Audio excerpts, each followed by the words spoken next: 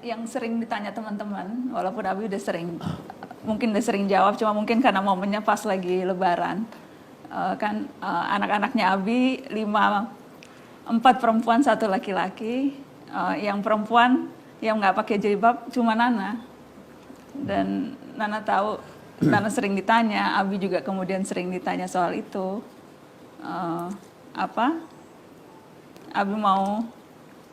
Nana kadang suka sedih gitu, gimana cara jawabnya, kadang suka bingung juga. Jadi Nana mau minta Abi bantuin Nana jawab. Walaupun sebetulnya Nana biasanya jawabnya adalah, Abi pernah nulis buku soal itu, jilbab pakaian wanita muslimah. Bukunya bestseller, jadi tolong dibaca, tolong dicari supaya dalil-dalilnya lengkap. Cuma mungkin karena ini momen Lebaran, mungkin Abi bisa cerita. Ami Alwi juga mungkin bisa tambahin sedikit soal itu, Abiku. Soal jilbab ini selalu jadi jadi pembahasan. Jilbab jauh sebelum revolusi Iran, jilbab seperti apa yang terjadi sekarang belum dikenal. Jauh sebelum ini kiai-kiai besar kita, Kiai Hashim Asy'ari, sampai kepada tokoh-tokoh Muhammadiyah, istri-istri mereka, anak-anak mereka tidak memakai jilbab sebagaimana orang-orang dewasa ini memakai jilbab. Jadi ada 3 kemungkinan. Mereka itu tidak pakai jilbab karena tidak tahu bahwa itu wajib. Orang kan sekarang wajib jilbab, tidak tahu bahwa itu wajib. Nah, apa kira-kira mereka itu tidak tahu bahwa itu wajib? Atau justru tahu bahwa itu salah satu alternatif? Habis juga begitu. Kecuali jawaban yang kedua, dia takut sama anaknya, takut sama istrinya. Dia mau suruh pakai jilbab, menolak. Takut. Dan itu tidak mungkin. Di mana-mana kita melihat sekarang ini orang pakai jilbab, sebahagian garis bawahi sebagian sebagai mode, bukan sebagai tuntunan agama. Ya, dansa-dansi masih ini. Abi terus terang jauh lebih menghormati seorang wanita yang memakai kebaya, memakai kerudung, atau bahkan buka kerudungnya, tapi bersikap hormat, salat pada waktunya, akhlak dan sebagainya, daripada pakai jilbab tapi dansa-dansi, daripada ini. Bagaimana menurut Caca? Setuju. Ini juga Caca kan ini juga baru pakai jilbab ya, Caca? Iya. Abi selalu bilang lebih baik dijilbabin hatinya dulu daripada jilbab di. Nah, itu satu ya yang kita dididik oleh Abah. Anak-anak perempuannya tidak ada pakai jilbab. Karena ibu tidak pakai jilbab. Kenapa begitu? Karena memang ada pendapat yang bermacam-macam tentang aurat perempuan itu. Memang ada di dalam Al-Quran. Tetapi perintah dalam Al-Quran itu tidak semuanya wajib. Tidak semua wajib. Sehingga ulama beda-beda pendapat. Hadis-hadis yang berkaitan dengan itu beda-beda pendapat ulama. Sehingga banyak pendapat. Itu yang Abi kemukakan di buku. Nah, Abi ingin berkata begini, bahwa pakailah jilbab dengan kesadaran. Yang sudah pakai jangan buka. Yang belum pakai jangan berkata bahwa dia melanggar agama. Ya kan? Tapi biar dia sadar, kalau dia sadar bahwa ini memang boleh, kenapa kita harus larang? Memang Quran dan hadis tidak secara tegas berkata wajib. Jadi intinya keragaman pendapat itu yang memungkinkan pilihan yang berbeda. Memungkinkan pilihan-pilihan itu. Keragaman pendapat, bacalah. Hanya orang tidak baca pendapat. Orang terpaku di sini. Padahal pendapat bermacam-macam. Tapi karena mayoritas atau karena memang sudah jadi bagian dari apakah budaya atau semua orang sudah merasa sekarang kalau nggak pakai jilbab tuh malah justru yang aneh, Bi? Karena orang semuanya sudah pakai jilbab. Ini mayoritas pakai, dianggapnya bahwa itu wajib. Benar ada yang mewajibkan, tapi ada juga yang tidak mewajibkan. Jadi Abi nggak apa-apa Nana belum pakai jilbab? Terserah Nana. Jangankan pakaian, dalam bidang pendidikan terserah. Abi pernah paksa. Abi hanya bilang apa kecenderungan, gitu kan yang diajarkan kita ya. Supaya sukses. Yang dipaksa berbaju sopan, Ya, yang diajarkan. harus Nah, ada berbaju batasannya sopan. juga. Sekarang Nana kelihatan ini, itu ada hadisnya yang membolehkan ini kelihatan tangan ini. Ada hadisnya. Baca, orang tidak baca.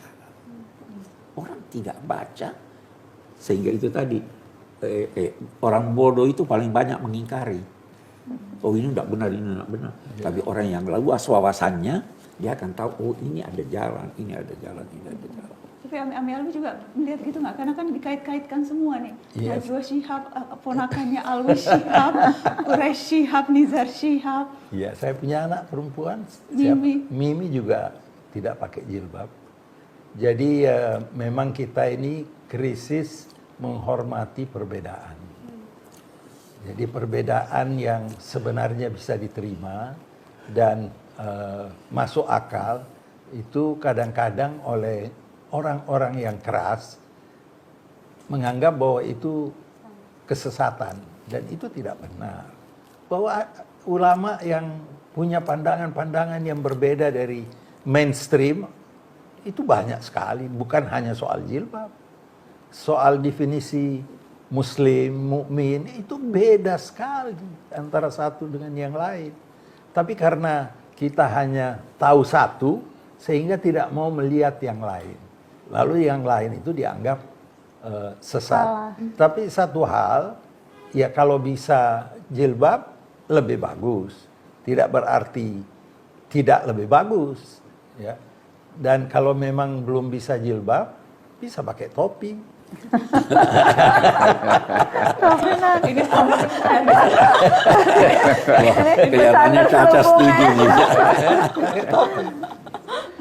Istri Ami Alwi kalau ke Amerika, Ami Alwi bilang jangan pakai jilbab, pakai topi. Jadi keren juga, memenuhi persyaratan jilbab juga. Jadi malu kalau saya nggak pakai jilbab, iya pakai topi. Siapa yang mau mengeritik? Kan sama tutupnya.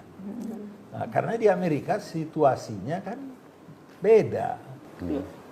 Jadi agama ini luas, agama ini mudah. Jangan cari masalah. Jangan cari. Tuhan tidak melihat penampakan. Tuhan melihat apa yang ada di hati kita. Kalau di hati kita kotor, suka membenci orang, bicara jelek terhadap orang, tapi pakai rapat jilbab, tentu hal itu tidak diinginkan. Yang diinginkan itu hati. Pelan-pelan nanti akan berubah sendiri. Insyaallah. Gimana Caca?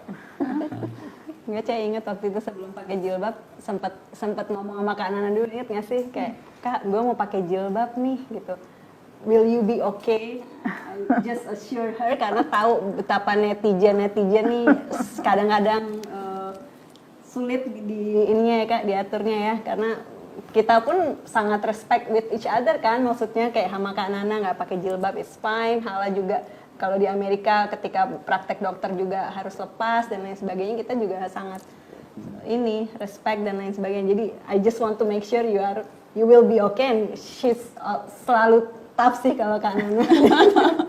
enggak, Nana cuma karena kepikiran takut ngecewain Abi, takut ngecewain Abi nggak peduli, sama Ami nggak Nizar. peduli, biarin aja. Masa nggak Kita peduli? dididik di Al Azhar sangat toleran dan terbuka. Ya ada orang-orang di Indonesia tidak mau jabat tangan dengan perempuan kan. Syekh Azhar yang sekarang itu jabat tangan. Ada kasusnya dengan Mama. Di lift Anda tahu ketemu, dia lihat Mama, dia tanya jabat tangan atau tidak. Dia sodorkan tangannya. Mama cuma ketawa. Terus Mama cerita sama Ali. Oh, oke, bagus. Terus waktu jalan dengan Syekh Azhar di mobil, dia panggil, Ta'al, duduk di sini. Udah.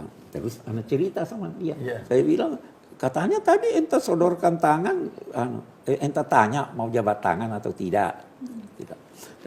Dia bilang, iya. Saya bilang, saya sudah tegur dia. Sebentar dia datang, jabat tangan. Dia bilang, memang saya itu selalu bertanya. Saya ingin berjabat tangan, tapi ada orang yang tidak mau. Ada orang juga yang mau. Jadi saya bertanya, apa maknanya?